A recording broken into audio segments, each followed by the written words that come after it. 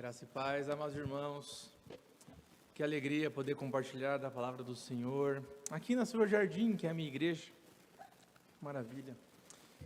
Queridos, abram comigo as suas Bíblias, na carta que o apóstolo Paulo escreveu aos Romanos.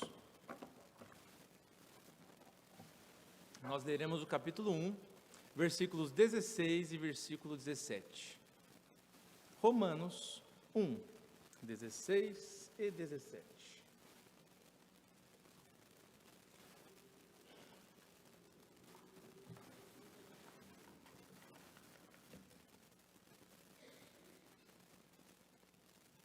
Romanos 1, 16 e 17, o texto diz assim: Pois não me envergonho do Evangelho, porque é o poder de Deus para a salvação de todo aquele que crê, primeiro do judeu e também do grego. Visto que a justiça de Deus se revela no Evangelho de fé em fé, como está escrito: o justo viverá por fé. Vamos orar mais uma vez. Senhor, nosso Deus, nosso Pai, nós lemos a Sua palavra e pedimos, Pai, que pelo Teu Santo Espírito, pela iluminação dEle, nós possamos compreender o que o Senhor quer falar conosco nesta noite, em nome de Jesus. Amém. Queridos, nesta noite eu quero falar com a igreja sobre um assunto que muitos de nós já ouvimos muitas vezes, mas ainda que seja um assunto frequente, de maneira nenhuma deve ser um assunto que a gente não vai dar valor. E o assunto de hoje, meus irmãos, é o poder do Evangelho. E queridos, quando nós olhamos ao nosso redor, quando nós olhamos ao mundo em que vivemos, existem muitas vozes, existem muitos que tentam nos dizer o que é verdade, ou então muitos que tentam nos dizer o que funciona, ou até mesmo o que nos traz segurança. Por isso, a importância de culto a culto, semana após semana, mês a mês, nós continuarmos falando sobre o Evangelho. Porque ele continua sendo a única fonte de salvação, a única fonte de poder. E se eu pudesse fazer com que você saísse daqui hoje com algo gravado na sua mente, é que o Evangelho é o poder de Deus para salvar todo aquele que crê. O Evangelho é o poder de Deus para salvar todo aquele que crê.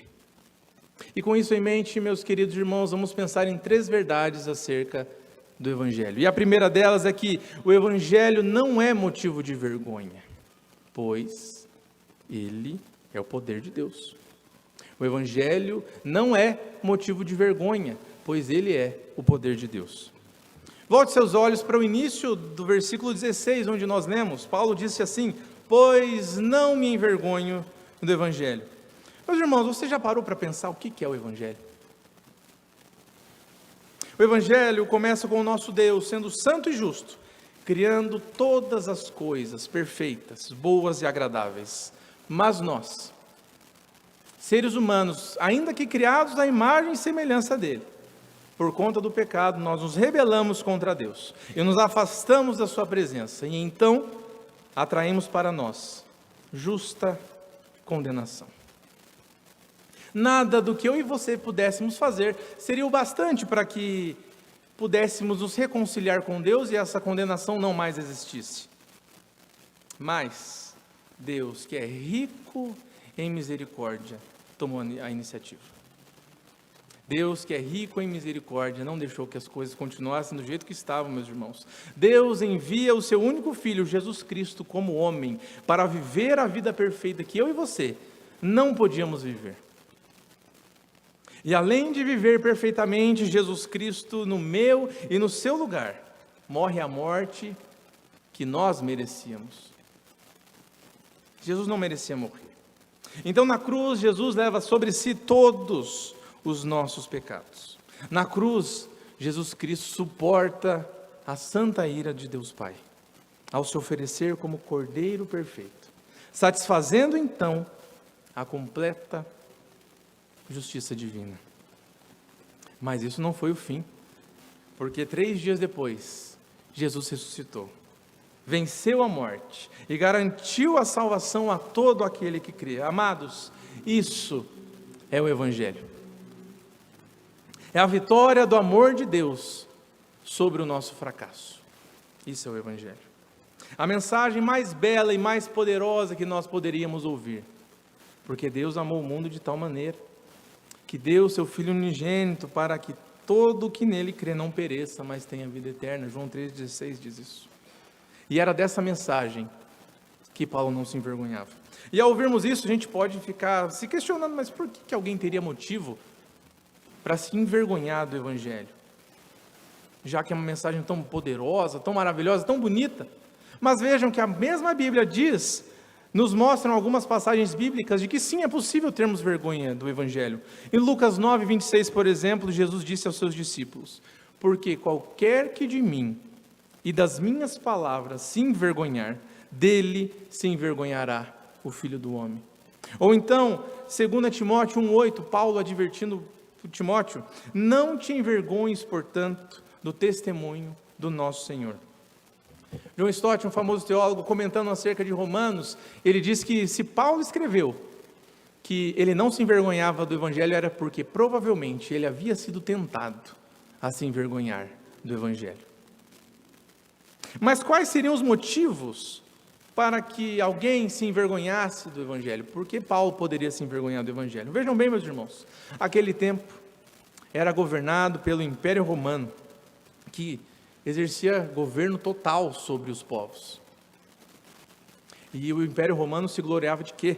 Do seu poder, da sua glória, da sua sabedoria filosófica e das suas conquistas militares. Em contrapartida, que glamour tem o Evangelho comparado ao Império Romano? Não tem riqueza, não tem luxo, mas era uma mensagem que estava conectada, estava associada a um judeu carpinteiro e ainda por cima crucificado. E meus irmãos, não havia beleza em nada disso. Não havia beleza em você ser judeu, não havia beleza alguma em você ser um carpinteiro, e muito menos havia beleza em você ter sido crucificado. Os judeus, por exemplo, eram subjugados pelos romanos, eram vistos como um povo menor, e todos nós vamos concordar que a carpintaria não trazia status nenhum para quem fizesse essa profissão. Jesus não era rico, tampouco Jesus se enquadrava nos moldes que um rei representava para os judeus, ou então para os romanos.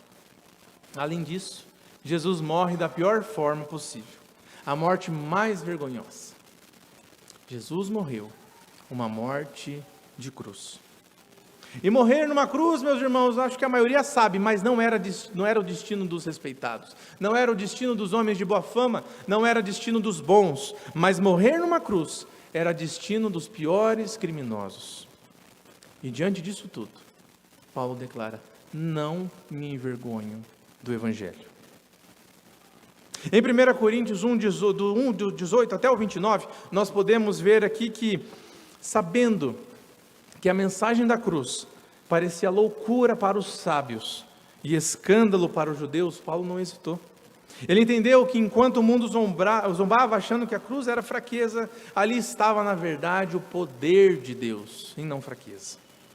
Deus escolheu o que era desprezado e humilde aos olhos do mundo, para mostrar força e sabedoria. Mas e quanto a nós? E quanto a eu e você? Nós podemos dizer como Paulo que nós não nos envergonhamos do Evangelho?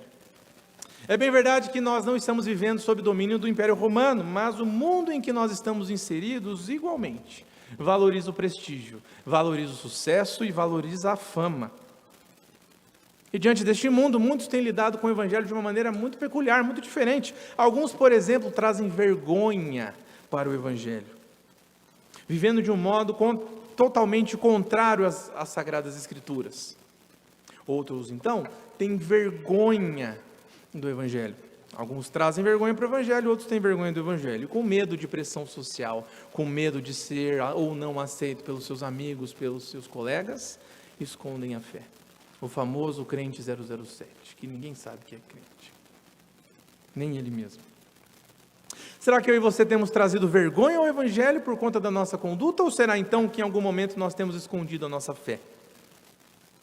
Mas veja, nós não devemos nos envergonhar do Evangelho, mas proclamá-lo com ousadia, sem medo, muito menos vergonha. Por quê? O Evangelho é o poder de Deus. E nós temos uma amostra desse poder ao olharmos para a história da igreja, queridos. O apóstolo Pedro, por exemplo, por medo e por vergonha, negou a Jesus por 3 vezes, mas depois do Pentecostes, esse mesmo Pedro, que havia negado a Jesus 3 vezes, esse mesmo Pedro, que tinha escondido sua fé, ele se levanta e diante de milhares, ele prega o evangelho poderosamente. E muitas pessoas são convertidas. Ou então Paulo, o feroz, ferrenho, furioso perseguidor da igreja. Paulo era um que perseguia os cristãos, entrava nas casas, arrastava o povo para fora, homens e mulheres, e os encerrava na prisão. Mas esse mesmo Paulo, por conta do poder do evangelho, foi transformado em perseguidor da igreja, em um missionário.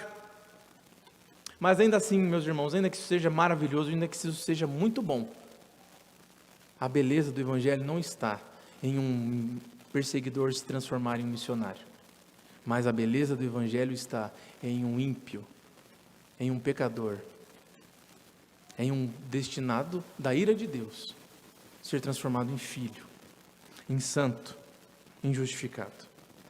Queridos, o evangelho é poderoso, o evangelho muda vidas, o evangelho cura corações feridos e restaura pecadores perdidos. Por isso que a partir de hoje, que eu e você possamos pedir a Deus para que nenhuma vergonha haja em nossos corações, para que possamos ter coragem, ousadia de falar do amor de Deus, falarmos do evangelho, porque, meus irmãos, o evangelho continua transformando vidas.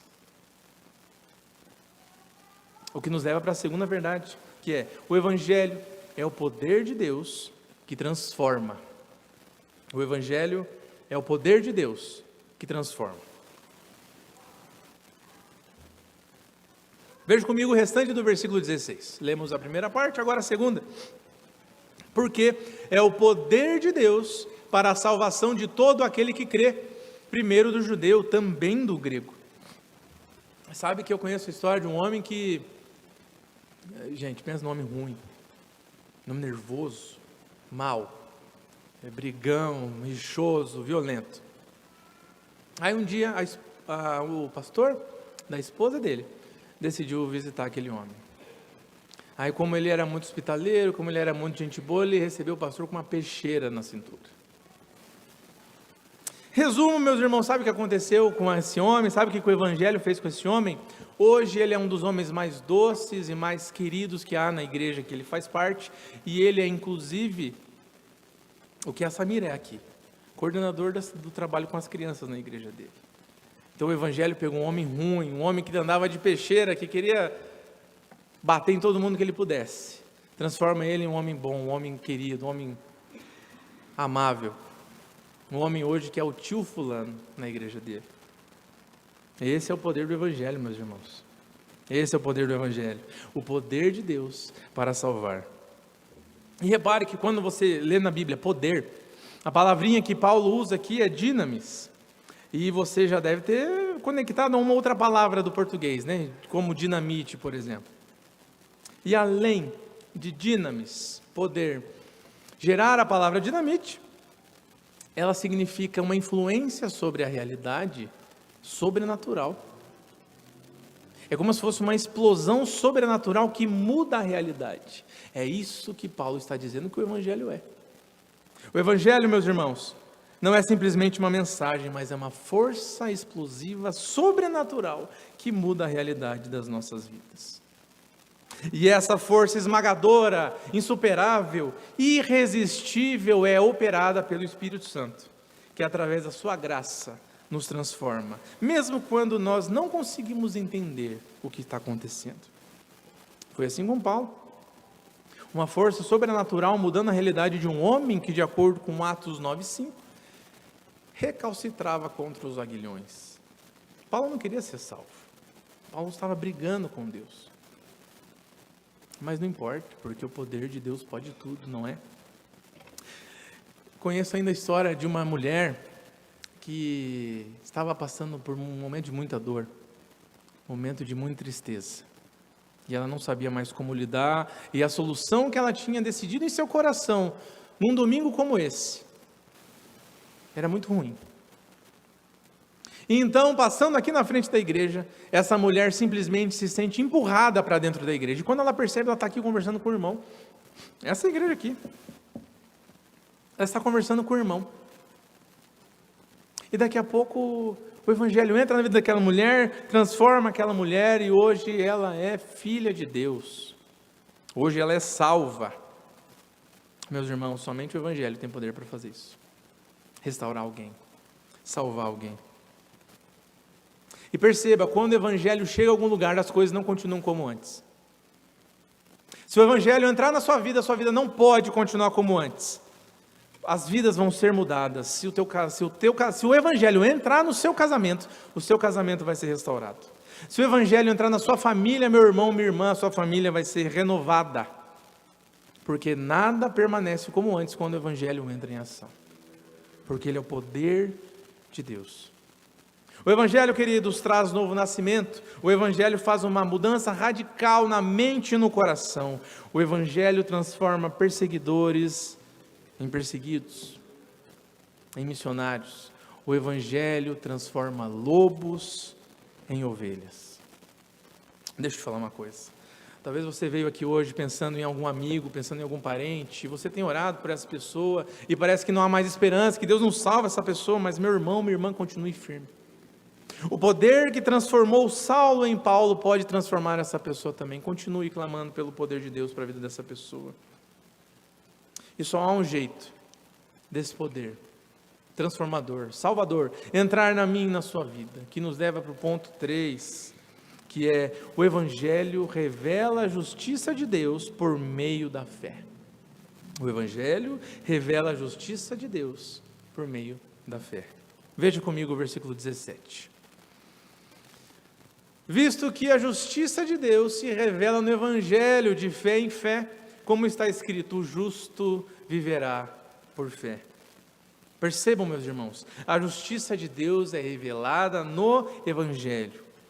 Isso significa que não são as nossas obras que nos justificam diante de Deus, porque nenhum ser humano é capaz de se justificar diante de Deus com suas próprias ações, com suas próprias obras. Mas o que nos salva é crer na obra redentora de Jesus Cristo. E quando nós depositamos a nossa fé em Jesus Cristo, algo espetacular acontece. A justiça dele, a justiça de Jesus Cristo, é imputada na minha e na sua vida. Isso quer dizer, meus irmãos, que no momento em que cremos em Cristo, Deus nos atribui a justiça perfeita do seu Filho. Aquele que nunca pecou, toma então sobre si o peso da nossa culpa e se faz pecado por nós. Assim, por causa do sacrifício de Jesus Cristo, quando o Pai olha para você, meu irmão, Jesus morreu por você. Agora os méritos dele estão em você. Agora então, quando o Pai olha para você, ele não mais vê alguém fraco, alguém débil, alguém pecador, mas ele vê os méritos do Filho dele em você. Temos muitos pais, muitas mães aqui, nosso alvo é sempre buscar ser um pai e uma mãe melhor, mas saiba que diante de Deus ele já te vê como um pai perfeito, uma mãe perfeita, não por conta de você, tá? Mas por conta do que Jesus Cristo fez na cruz. Isso é o evangelho. E a gente pode aplicar isso a tudo. É um estudante perfeito, é um pai perfeito, é uma mãe perfeita, marido perfeito, esposa perfeita, trabalhador perfeito. Não por conta do que eu fiz ou deixei de fazer, mas por conta do evangelho. Isso é o evangelho. Isso é o evangelho. E esse é o grande mistério e a maravilhosa verdade. Nós somos justificados não pelo que fazemos, mas pelo que Cristo fez. A justificação não é pelo que eu fiz, mas é pelo que Jesus Cristo fez por mim. E Paulo nos comunica como nós podemos nos apropriar dessa justiça, queridos, porque não tem como nos apropriarmos dessa justiça se não for por uma palavrinha: o justo viverá por fé. Queridos, a chave é a fé. Mas o que é a fé? A fé é apenas um sentimento passageiro? A fé é apenas uma opinião intelectual de que Deus existe? Hebreus 11:1 afirma o seguinte: a fé é a certeza de coisas que se esperam, a convicção de fatos que não se veem. Queridos, a fé em Jesus é o fio invisível que nos conecta à eternidade. A fé é o que nos sustenta em meio às tempestades da vida e nos faz enxergar além das circunstâncias. Mas veja, algo fundamental aqui. A fé não é produzida por você. A fé não é gerada por você. A fé é um dom de Deus. A fé é um dom de Deus, é Deus que nos dá a fé. Efésios 2:8 diz assim: porque pela graça sois salvos mediante a fé. Isso não vem de vós, é dom de Deus. Isso significa então que a fé salvadora não nasce do meu esforço, muito menos do seu esforço, mas ela é plantada nos nossos corações pelo Espírito Santo. Isso é o Evangelho, meus irmãos. A gente tendo acesso à eternidade não pelo que a gente fez, mas pelo que Jesus Cristo fez. E para você ter acesso a isso, você precisa crer, mas nem isso vem de você, vem do Espírito Santo. A Confissão de Fé de Westminster, um dos símbolos de fé da Igreja Presbiteriana do Brasil, no primeiro parágrafo do capítulo 14, diz o seguinte sobre a fé salvadora: a graça da fé, pela qual os eleitos são habilitados a crer para a salvação de suas almas, é obra do Espírito de Cristo nos seus corações. E essa fé nos dá confiança, queridos, de que embora sejamos falhos, na obra de Cristo nós somos aceitos. Embora sejamos pecadores, nele somos declarados justos. Pela fé, cremos que o Evangelho é o poder de Deus para a salvação. E essa força não apenas nos salva, mas também nos transforma, dia após dia, de dentro para fora. Portanto, queridos, se você crer no sacrifício de Jesus Cristo e não viver, se você não crer no sacrifício de Jesus e não viver pela fé, você continuará condenado. Ah, mas eu venho na igreja toda semana, eu estou no hall de membros, meu nome aparece no boletim, a minha família é crente há muitos anos, eu sou presbiteriano há muitos anos, eu sou pastor, eu sou presbítero, eu sou diácono, não importa. Não importa. Somente a fé em Jesus Cristo nos justifica. Somente crer em Jesus Cristo nos justifica. Quer ver? Abraham Kuyper é o meu teólogo favorito. Ele é um neocalvinista holandês, século XIX, XVIII, coisa assim. Ele fez o seminário, foi enviado para uma igreja rural. Chega nessa igreja rural, a igreja percebe o quê?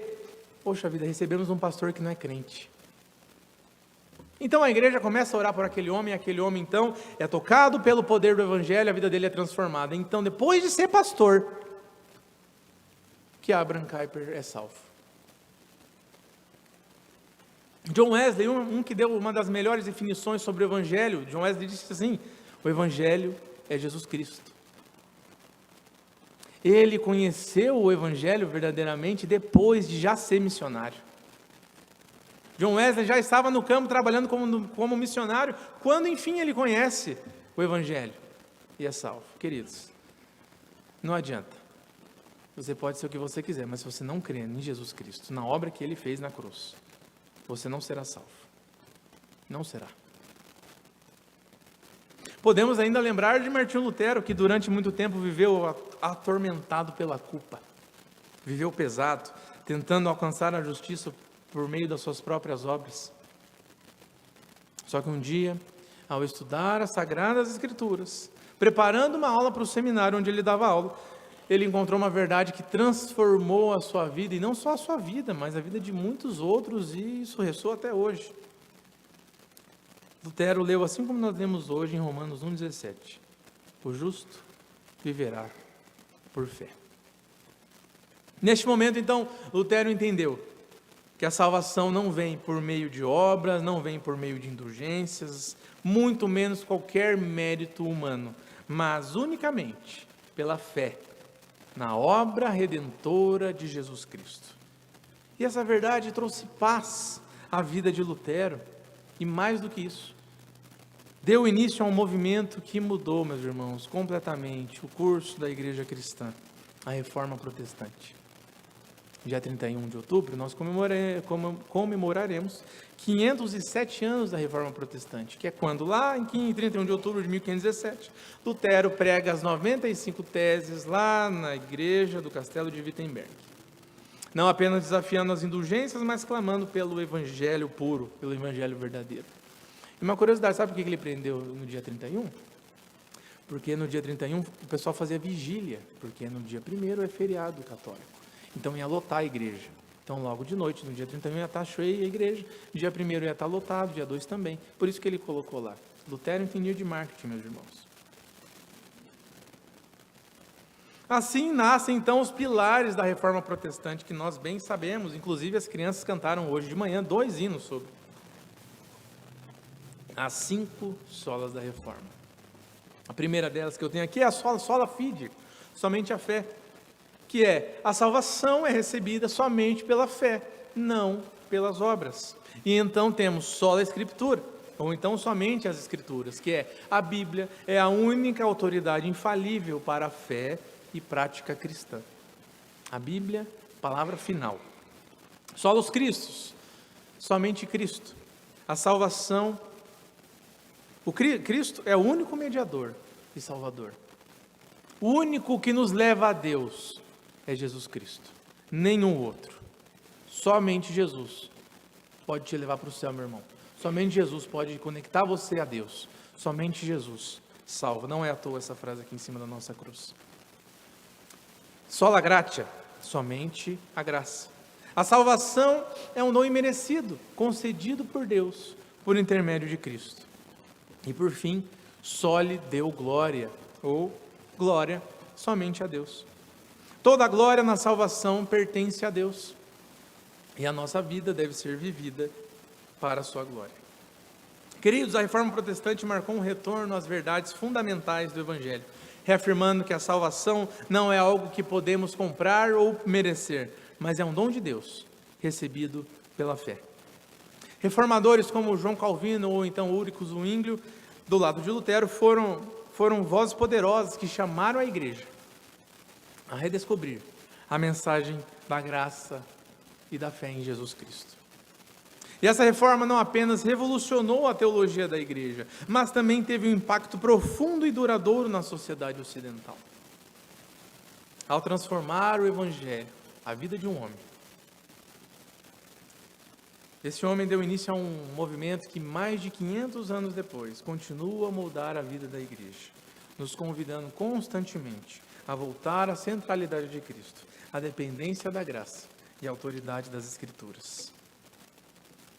Não foi Lutero, foi Deus que fez, através de Lutero. Todos esses grandes homens só foram grandes, porque eles eram pequenos, mas serviam um grande Deus. Queridos, o ponto central é esse: a justiça de Deus se revela no Evangelho, de fé em fé. E assim como Lutero e tantos outros perceberam, não somos justificados por nossas obras, mas pela fé na obra perfeita de Jesus Cristo. A reforma foi um eco poderoso dessa verdade bíblica que, em essência, afirma que a justiça de Deus não é conquistada, mas é recebida pela fé. E hoje, nós somos chamados, queridos, a viver essa mesma fé, confiando que em Cristo somos justificados e reconciliados com Deus. Amados, ao longo desta mensagem, nós podemos refletir sobre 3 verdades essenciais sobre o Evangelho. A primeira é que ele não é motivo de vergonha, pois é o poder de Deus. A segunda é que ele é capaz de transformar vidas de maneira sobrenatural. E a última é que o Evangelho revela a justiça de Deus através da fé. Portanto, se há algo que você deve levar consigo hoje, é a certeza de que o Evangelho é a resposta para os desafios que nós enfrentamos em nossa vida. O Evangelho é a resposta para os desafios que nós enfrentamos em nossa vida. Nós somos chamados a viver de uma maneira ousada, proclamando essa verdade sem medo, experimentando dessa transformação, seja em nós e através de nós. Lembre-se de não se envergonhar dessa mensagem que é poder de Deus, um poder sobrenatural, explosivo. Ao contrário, eu e você devemos nos alegrar e nos comprometer a viver, a compartilhar essa mensagem poderosa, assim como fez o apóstolo Paulo, o apóstolo Pedro e tantos outros antes de nós. Deus convida eu e você a sermos instrumentos de sua graça e levarmos o evangelho a um mundo desesperado que precisa de luz. Portanto, não subestime o impacto que o evangelho pode ter na vida de alguém, meus irmãos. E por fim, vocês têm um boletim aí na mão, né? Pega o boletim, meu irmão, minha irmã, rapidinho. E vá na página da liturgia. É a parte de trás do boletim. Lá em cima, o que está escrito? Qual é a frase lá de cima? Entrai para adorar. E aqui embaixo? Meus irmãos, nós já entramos para adorar, então que nós possamos sair hoje, comprometidos a viver em resposta ao poder do Evangelho, confiantes de que por meio da fé, nós somos justificados e temos a certeza da salvação. Então, saia hoje para servir, saia hoje para proclamar o Evangelho, que é poder de Deus para a salvação de todo aquele que crê. Amém.